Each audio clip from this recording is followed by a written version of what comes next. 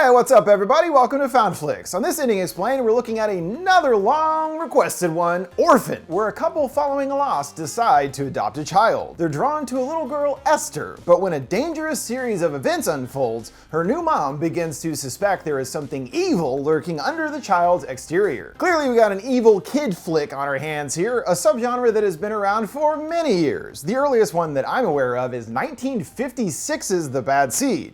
They're all kind of a take on the same basic concept. However, Orphan does stand out as an excellent modern take on the genre. In particular, this one really takes its time at fleshing out the characters and making you actually give a crap about them, deliberately taking its time to build up to the suspense and drama. It's a bit of a double-edged sword, as when I rewatched this, I was like, what? It's 2 hours long? That is ridiculous. Ultimately, all that extra time is worth it, even if things do go into an inevitable direction with the kid. Also, the acting is way better in this than average. Always love me some Vera Farmiga, but it's really Isabel Fuhrman as Esther that gives the most impressive performance. The whole movie really hinges around her, and she absolutely nails it. Then of course, there's the big question at hand. What is wrong with Esther? That leads to quite a whopper of a twist near the end when this is revealed. Sure, the ending I would say is pretty straightforward, but you know me, there's more than what's on the surface to dig into, including Kate's arc as a mother. So we'll be looking at all that, including what we learn about Esther, and also adding some additional backstory that was only in previous drafts of the script, also discussing what we know so far about the upcoming prequel, Orphan First Kill, and how it ties into this one. So let's get splaining. Things begin with a nightmare that illustrates the loss that Kate feels, that really is at the heart of her character. Her beaming with a giant smile, she's here to give birth. She tells the nurse they're gonna name her Jessica, wheeling her down the hall as she groans in agony. But she suddenly stops, seeing blood starting to drip in a streak on the ground. She's taken into the OR without her husband, Kate confused about what's going on. She's told quite coldly, "Sorry for your loss, your baby's dead." "No, it's alive," she screams. And John enters with a camcorder, not really appropriate at the moment there, bud. They stick a tube all the way up in there, warning that she might feel some tugging, but it looks way more painful than that. And they hand her over a bloody bandaged baby. Congrats! Thanks. What do I do with this thing? She speaks with her therapist about it, her confirming that dreams can be manifestations of your emotions, the body and mind's way of dealing with what happened. She considers that instead of it being about the stillbirth, knowing that they're looking at kids to adopt this weekend, perhaps it's about her not being ready to adopt yet. Beyond the trauma of losing her child, Kate also struggles with an alcohol problem, divulging that she stopped by a wine shop the other night, but did resist the urge to go in. The doc encourages her that the key is not that she had the urge, but that she didn't give into it. She then goes to pick up her deaf daughter Max at school, showing off a lovely little butterfly painting that she did for her. At a stoplight, she is entranced by a pregnant woman, the car behind her honking, and she reactively accelerates, almost smashing right into a truck. Well, that was close. The light's still red too, I don't know what that guy was honking about. At their quite luxurious house, Kate plays some piano. And hey, she's pretty good, Master Tinkler over here. She keeps getting interrupted by thuds, caused by Max outside with a basketball, upset with her to stop as she's working, but then calms herself, apologizing, as her husband John and son Daniel pull up. She gets a startle from John in the bathroom and expresses to him the variety of emotions she's going through, all revolving around adopting a new daughter. Nervous, scared, excited, happy, the whole gamut really. The last time that she felt this way, she says, was right before they lost Jess. John telling her that she doesn't have to do this for him, but she says it's not for him, but that she wants to take the love she had for Jess and give it to someone that really needs it, and is sure enough now to go through with the adoption. They arrive at St. Mariana's home for girls, and there's tons of people there. Sister Abigail warmly greets them, inviting them to take a look around. They come to a room full of excited girls, laughing and running around. Elsewhere, after leaving the restroom, John hears a girl singing upstairs and finds her all alone painting, asking if the stack of paintings are all hers. "Yes, do you like them?" she asks, and he calls them remarkable and introduces herself as Esther, both formally shaking hands. Kate and Abby join them, John boasting about her paintings. She asks how she learned to do this, Esther complaining that she has plenty of time here as it is quite boring. "Well, if you're so bored, why don't you go join the party?" she asks. But Esther feels that there isn't a point, as no one has ever talked to her before, calling herself different. Kate suggests that there's nothing wrong with being different, thinking that people should always take bad things and turn them good. They're already smitten with her after this initial interaction. Abby brings out her folder that says that she's from Russia, but speaks English quite well, considering that she's only been in the States a few years, and she already has had some issues, as the family that brought her to America all died in a house fire. Poor Esther barely got out alive, concluding that she's been through a lot, but is an extraordinary girl. So they do decide to adopt Esther. Everyone all smiles. And she's picking up sign language already from Kate, teaching her how to do Max's name. At home, she signs hello to her, Kate noting that she's been practicing the whole way home. She next meets Grandma Barbara, giving her a little curtsy that she finds adorable. Then it's Danny's turn, who gives her a limp hey and half-hearted handshake, confused why she dresses like that. Esther spots the piano, Kate offering to teach her to play if she'd like to. "I'd love to," she exclaims. While Esther and Max appear to be fast friends, Danny is a little more distant, getting annoyed when trying to show off his high score in Guitar Hero to his dad, who doesn't pay him much mind. Rob brings up that the girls are getting along, playing by the pond like nothing happened. Well, what did happen? She then asks about her plans. Well, once getting Esther settled, she's gonna go back to teaching, but just doing lessons from home. Barb is kinda rude about it, groaning, "Well, too bad, that was a great job." Kate firing back, "It's not like she wanted to quit." She reminds her that she didn't actually go to AA, but just stopped drinking. Jeez, Barb, getting the third degree over here. And now we're really starting to get the picture of just how big of an issue Kate's drinking must have really been. The couple try to have a moment of intimacy, but they're intruded upon by Esther and Max, scared of the storm outside, and want to sleep in bed with them. Esther choosing to be right next to Daddy, snuggling up behind him. The next morning, it's time for Esther's first day of school, and she comes out wearing some pretty serious duds. Kate tries to tell her it's not really a school dress, her thinking she must be worried the kids will laugh at her, but reminds her what she said about there being nothing wrong with being different. She relents, "Oh, you're right," telling her to have fun. Yet as expected, as soon as being introduced to the class, she's immediately made fun of, one girl, Brenda, joking, "Little Bo Peep called and wants her outfit back."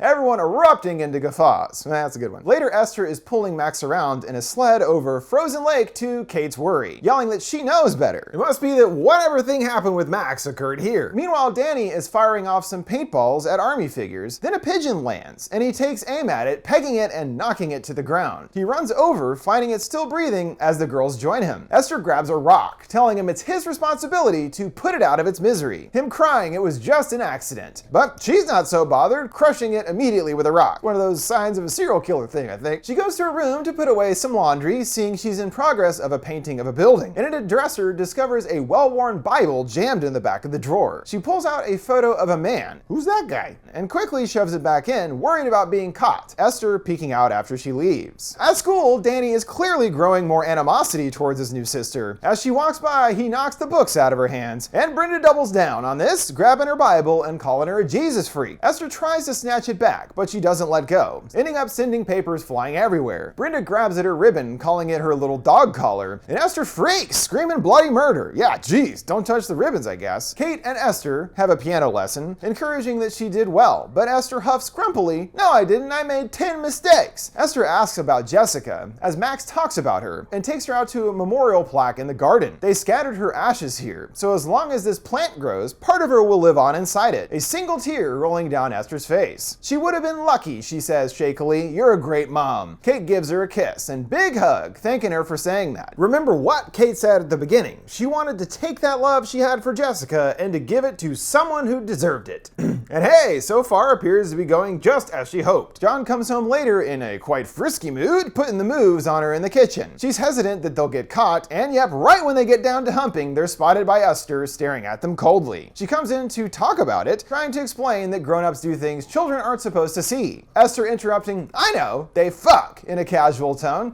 Woo, seems that she knows more than the average 9-year-old in that sense. She discusses this with John, her concern that she knew what she meant, not just something that she overheard, suggesting to take her to the shrink, as they don't really know much about her, but he brushes it all off as just being one little word. Out on the playground, a mom comes up and awkwardly hits on John, chuckling that she has a favor to ask, while Esther is preoccupied with her school bully, staring daggers at her. Brenda appears on edge, seeing that she isn't in the swing, and looks worried that Esther is gonna pop up somewhere while she tries to play. And that is what happens. Approaching the slide, Esther appears, screaming, and pushes her off, her legs snapping on impact as she tumbles down. The whole thing witnessed by Max. John questions her about what happened, and according to Brenda's mom, she pushed her. Esther swearing that it isn't true, and when asking Max, she actually covers for her, saying that she slipped. Danny annoyed by her eating, telling her to just eat normal, demanding her to send her back to wherever she belongs. Honestly, I'm not exactly sure what he has a problem with here. It looks like pretty normal eating to me, but well, that steak is definitely overcooked. Maybe, I don't know, is that the problem? He's asked to apologize to his sister. Getting furious, he pounds on the table. "She's not my fucking sister," and leaves. Due to his behavior, his dad locks up his porno treehouse, only letting him back in when he apologizes. Later, Kate hears someone really ripping it on the piano. Surprised to see it's Esther, a confused Kate asks, you didn't tell me you knew how to play.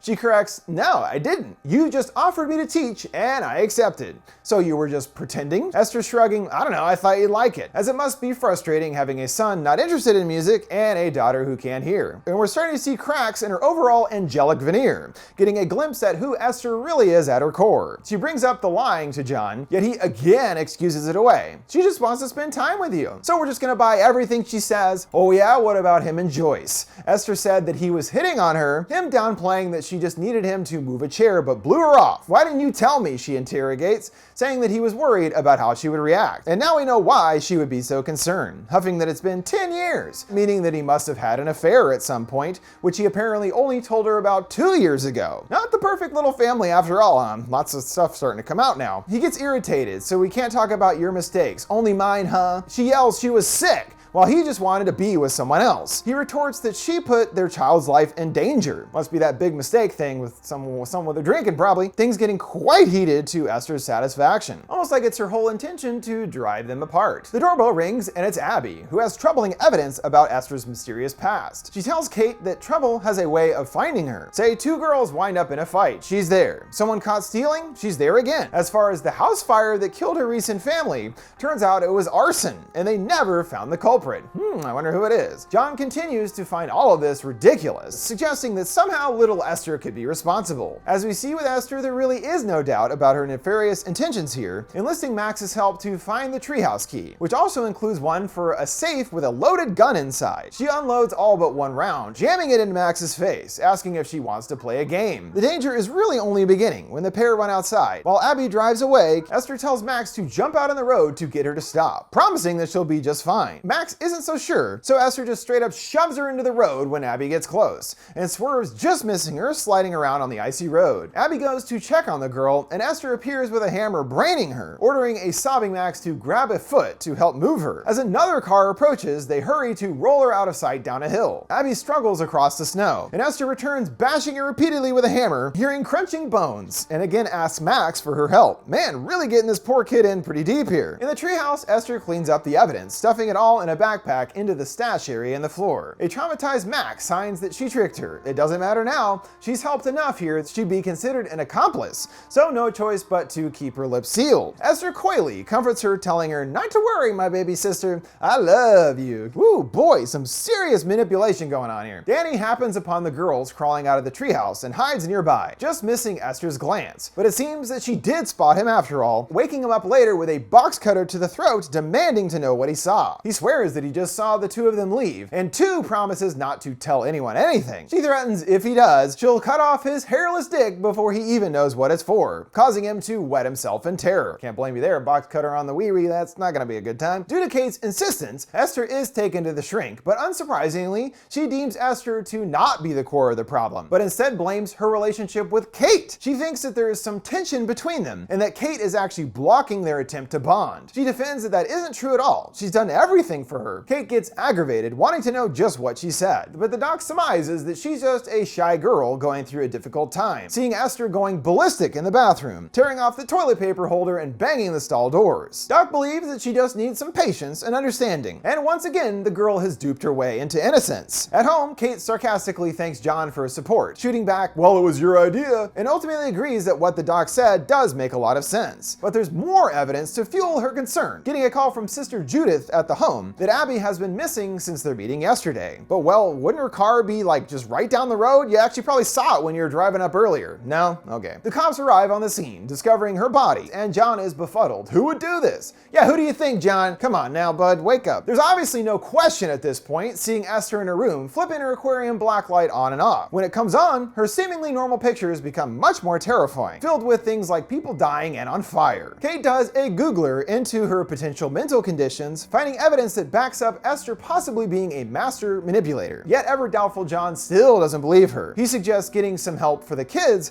but she says she doesn't need it and just wants to know about her, wondering if Abby was right about her suspicions, and agrees to at least try to contact her Russian orphanage as a start. She makes the call, and oddly they have no record of her whatsoever. Kate, on the way to school, takes an opportunity with her other kids to interrogate about Esther, asking how they're getting along with her. The kids are mortified of her, so they don't admit anything about the truth, saying they're getting along just fine. As Esther's true purpose starts to come into focus, painting alone with John, she tells him she likes it when it's just the two of us and has waited so long for a daddy like him. Mommy too, right? He interjects. Esther bemoans that Kate doesn't really love her. It's hard to love an adopted child, but John assures her that she is a part of the family and suggests that she do something to show Mommy how she feels. Esther beaming, what a great idea! The gift she presents is one designed to further dig at Kate, flowers that she picked from Jessica's plant, causing Kate to get emotional, grabbing her arm angrily, screaming, what did you do? And John comes in to break things up, Kate insisting she knows exactly what she did and did it on purpose, but he blames himself for the suggestion, still thinking she's innocent. Kate has a mournful cry in the garden over Jessica's plant, all but decimated to nothing, in a way being forced to say goodbye permanently to Jess thanks to Esther's doing, as Esther goes further to paint her new mommy as a villain. She sticks her arm in a vise and tightens it until it snaps the bone protruding out, youch, making it obviously look like Kate injured her much more than she did. She puts her plan into action, yelling for her daddy, and upon inspection of her fresh wound deems that she needs to go to the hospital. Kate shows up later to the sight of John tucking her in, rolling her eyes in disgust. You broke her arm, he accuses, but she defends that she didn't even grab her that hard. Regardless, Esther wants to sleep with him, and he suggests perhaps it's best for her to sleep downstairs tonight, further driving a wedge in their relationship. At her wit's end with everything going on, she seems to finally give in to her vice of alcohol, purchasing 2 bottles at the store, but telling the guy it's just for a dinner party. But it's not like that guy even knows or cares, you know what I mean?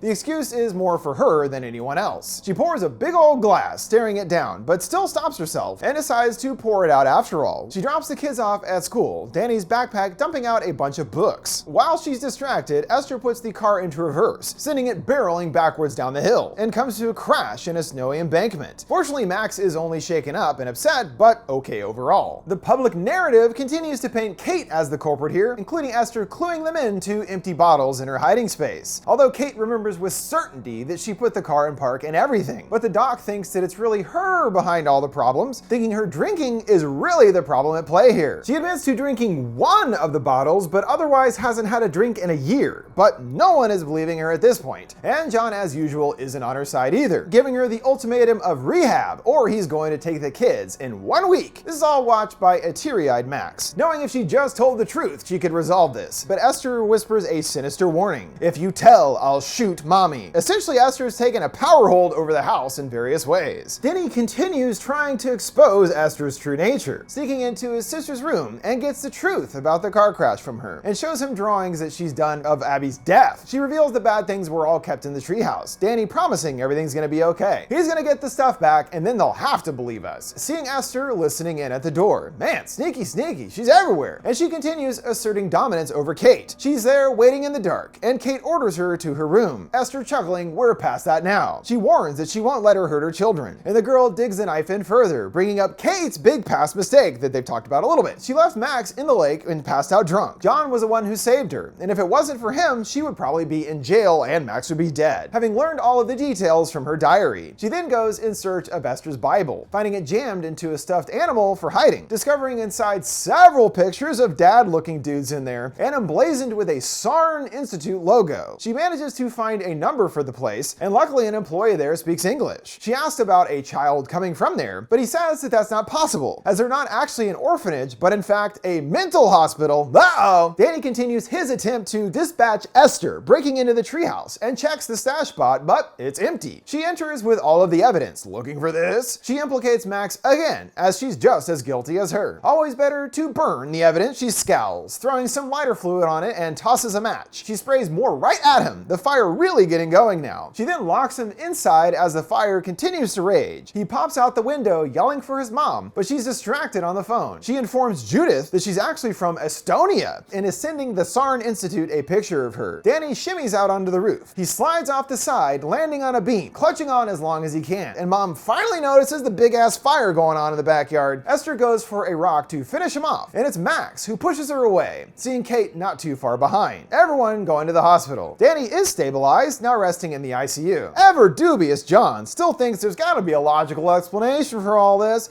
I mean, they have all of her records and everything, how could they be wrong? Maybe they're fake, you doofus. She rightfully asserts that it was either Esther or Daniel that started the fire, yet he's still uncertain. She's exhausted from trying to convince him of what's obviously right in front of his face, and agrees to leave tonight, on the condition that Esther leaves too. Willing to do this for the safety of her children. Waiting with Barb, Esther asks her for $1, and she foolishly lets her wander off on her own. Oh, I'm sure she's just going to the vending machine, Barb. Jesus, come on now. She heads straight to Danny's room and removes his oxygen mask, putting the heart monitor on her finger, and proceeds to suffocate him. Max knows what's going on, at least, going to check on her, and when not finding her at the soda machines, knows something is up, fetching her mom just as Danny flatlines. An alarm blares, and doctors descend upon the room, getting to work to get his pulse going. She loses it on Esther, whacking her hard and fuming, "You bitch!" A bunch of orderlies grab her, and John takes her away as she's given a sedative, seeing her phone ringing and she misses the call. Man, don't you hate when that happens? She wakes up, still hazy, to John telling her that he's taking the kids home. Her warning to not let her anywhere near Max, and he's not really listening as usual, just telling her that he loves her. Esther staring back through the door. At home, he puts Max to bed, who cowers down in her covers when Esther enters, and they somehow don't notice her swiping her hearing aids. Like, literally, it's right in front of you, dude. Like, 1 second it's there, you didn't even like turn your head or anything. Alone, he downs a whole bottle of wine and has a smoke to calm his nerves, while Esther does some tailoring on a dress. She enters the living room wielding a knife to a snoozing John, his vision blurry and distorted from drinking, I guess. We see that she's all dolled up to his confusion. She says that she doesn't want to be alone, giving him a kiss. Woo, things get a little uncomfortable here. Him pulling back, wondering what's gotten into you. She bats her eyes innocently. You said you loved me. Him sighing and explaining he doesn't love her that way. The kind of love that he and Kate have is different. He tells her she needs to respect her mother. I do, she counters, but sometimes feels that she's the only one that respects him. John breaks down sobbing. He's tired and everything is falling apart. She coos he's a good person, a great father, and a handsome man to boot, going in for a feel. Yeesh. He springs to his feet, yelling to go to her room, threatening that he's going to call Judith to have a conversation about her future here. Kate gets another call that she is able to answer this time from a Dr. Varvara from the Start Institute, who has seen the picture of Esther that she sent, and it's definitely bad news. He asks if she's nearby, and when saying she's at home with her husband, he gravely states to call immediately and get your family out of there, because this little girl from the picture is in fact a full-grown woman. Whoa, twisty twist. He continues that she has a rare and actually real hormone disorder which causes proportional dwarfism, so she only looks like a child.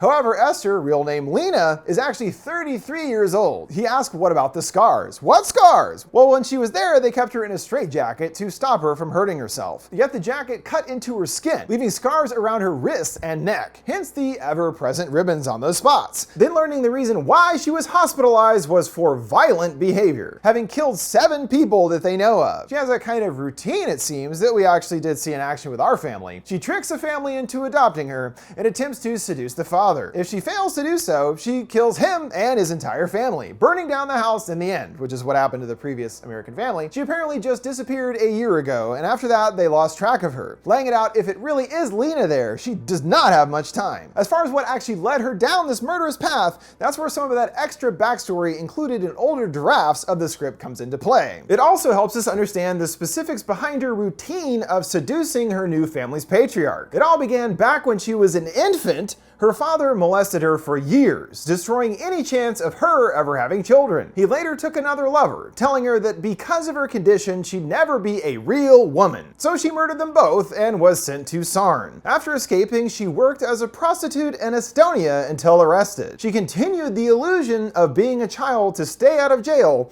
and thusly was sent to an orphanage. Her biggest internal struggle is seeing herself trapped in the body of a child. She wants more than anything to grow up and be a wife, mother, and lover, and tries to find love where she once thought she had it as a child with each of her new fathers. At home, Esther removes her ribbons and false teeth, going ballistic, breaking all kinds of shit. By the time John comes in, she's gone. He notices in the black light a pattern on the wall and turns the bulb on, exposing the true violent nature of all of her paintings. He angrily yanks them down, exposing a quite lurid mural of what appears to be her and John embracing in the nude. Oh, wow. Although to be fair, she does have some talent. Still weird though. Real weird. Kate attempts to call home, speeding down the road. John goes to answer the phone just as the power cuts out. He blindly makes his way downstairs, discovering the circuit box, shooting sparks out, and completely destroyed. Kate looks down to her phone. What are you doing? Don't text and drive, lady, and learns this lesson the hard way, nearly slamming right into a snowplow, but gets out of the way just in time. She retrieves her phone, calling 911 and explaining the situation, but it seems that it is too late for John. Hearing a thud, we see he's been stabbed in the back by Esther. She calls his cell phone, going straight to voicemail, really flooring it now, and Esther brutally stabs him over and over, while he feebly defends himself. Well, he kind of just really flails his arms a little bit and lets her just stab the shit out of him. I mean, even if she is technically 33, she's, physically still tiny. Just pick her up and move her. Very easy to overpower her, Whatever, he died like he lived, like a chump. Max sees everything from the top of the stairs, and Esther chases her, going to hide in a closet. Kate is driving way too fast and recklessly, crashing right into the side of the house. Whoops, I bet that'll be expensive. Esther fetches the revolver from the safe, as Kate discovers John surrounded in blood. She tries to talk to him, but gets no response. Yep,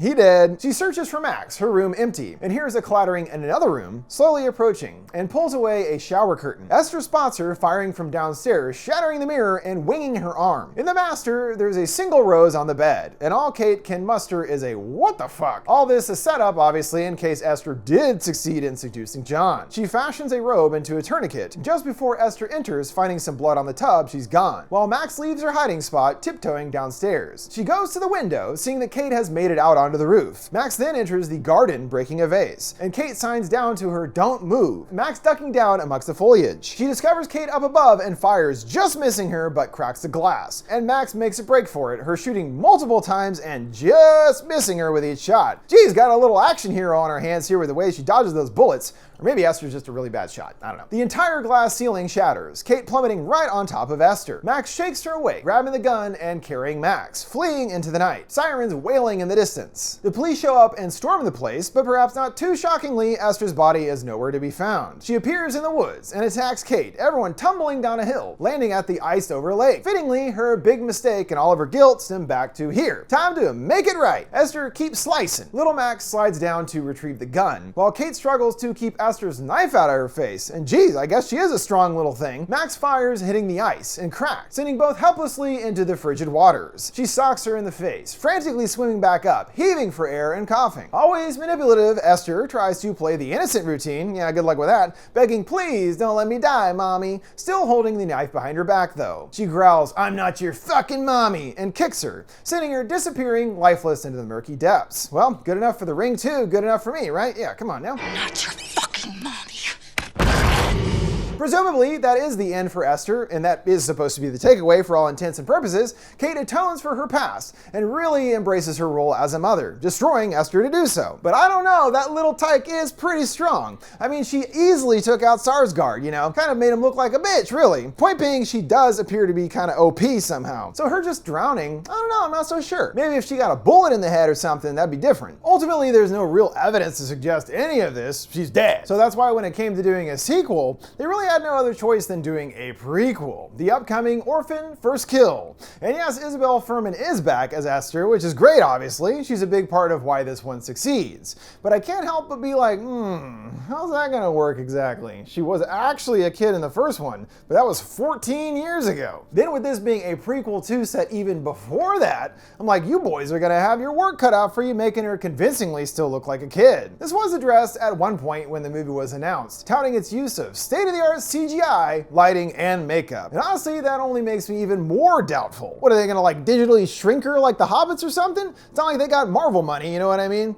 Hey, and I could be totally wrong, maybe it won't end up mattering at all. We haven't seen any footage whatsoever at this point. What we do know about the story sounds like it's really expanding on her unknown past and some breadcrumbs from this one. It picks up with her at the Estonian insane asylum where she brilliantly escapes, then travels to America by stealing the identity of the missing daughter of a wealthy family. However, Lena's new life as Esther comes with an unexpected wrinkle and pits her against a mother who will do anything to protect her family. So as we see, there's quite a bit from this one that does directly tie into the new one, but then it all sounds like it's just a setup for a story that is pretty much the same thing as this one all over again. Mother protecting her family thing, finds out the kid is evil or whatever. On top of that, based on what we know from this one, we already know how that story turns out. She fails to seduce the husband, and she kills the family and burns the house down. Kind of painting themselves into a corner, you know what I mean? Obviously, Honestly, I have a lot of doubts, but we'll find out more later. Anyway, that about wraps it up for this in-depth ending explained for Orphan, because I've been rambling even more than usual. Before we go, don't forget you can always send me requests for any movies or TV shows you'd like to see me explain by sending them my way on any of my social media accounts at FoundFlix. What did you guys think of Orphan and its ending? What's your favorite evil kid movie?